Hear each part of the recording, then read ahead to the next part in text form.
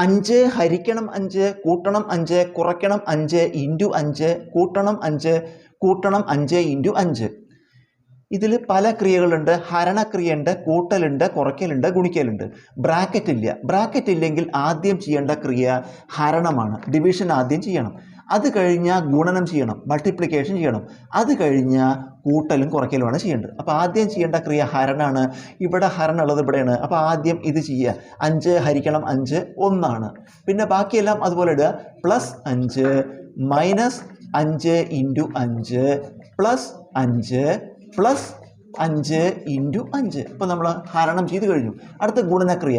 ഗുണനം നമുക്ക് ഇവിടെയും ചെയ്യാനുണ്ട്, ഇവിടെയും ചെയ്യാനുണ്ട്. അപ്പോൾ ഈ 1 അതുപോലെ ഇട്ടു, +5 അതുപോലെ ഇട്ടു, -5 ഇൻറ്റു 5 25 പ്ലസ് ഈ 5 അതുപോലെ ഇട്ടു, +5 ഇൻറ്റു 5 25. ഇപ്പോൾ ഗുണനവും കഴിഞ്ഞു. ഇനി കൂട്ടലും കുറയ്ക്കലും.